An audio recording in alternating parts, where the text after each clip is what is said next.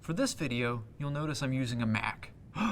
But Pete, I hear you saying, you're such a Microsoft fanboy. Why would you ever use a Mac with Power BI? Well, I want to give the Mac users a little bit of love too. They can't work with all the awesomeness of Power BI Desktop, but they can still develop Power BI reports in the service. And this video is going to show you how that's possible. So stay tuned. Okay, we're on our Mac, and we're signed into the Power BI service, looking at our shared workspace.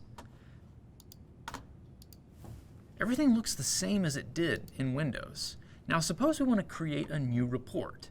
How do we do that without Power BI Desktop on my computer? We're going to do it the same way we did in our last video, by using a shared data set, except we won't do it from Power BI Desktop. On our Mac, we're going to go to the Datasets tab for our shared workspace, find the Personal Finance Report dataset, and find the little icon in the middle that resembles a column chart with a plus symbol on top of it. This is our Create Report button.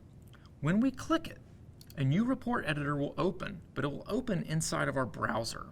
This is how we can create and modify Power BI reports without Power BI Desktop. Our editor looks virtually identical to Power BI Desktop. We even have our Fields pane where we can see our metrics table, plus all of our visualizations. So let's quickly build a new report here inside the web editor. We'll start with a slicer with the year on it and select 2019. And then we'll put a stacked bar chart with the category and expenses on it. And then we'll add a few card visuals with the total budget for the year and the amount of budget remaining.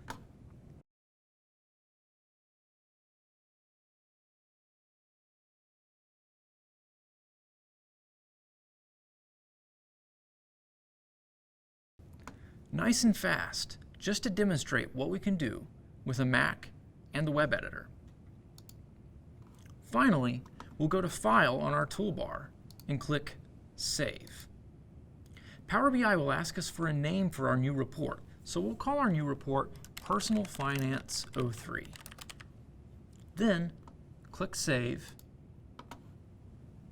and to go back to our workspace, we'll just click on the edX link in the top left corner.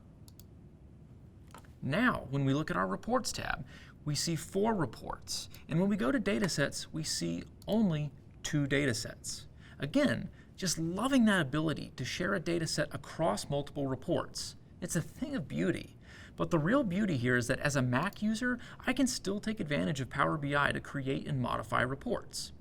To demonstrate further, let's go back into our Personal Finance 03 report. And to go back into our editor, we're just going to click the More Options menu and select the Edit option. Now, we'll take a few moments and just add some more visuals to our Mac report. We'll add a waterfall chart for net income, just like we did in our original report, then another ribbon chart.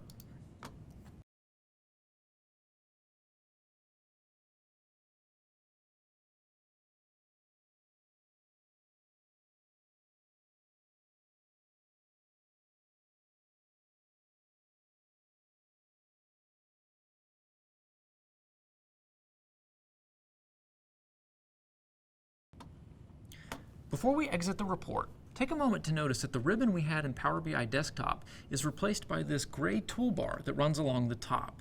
From here, we can add buttons, bookmarks, more visuals, we can sync slicers, all that stuff.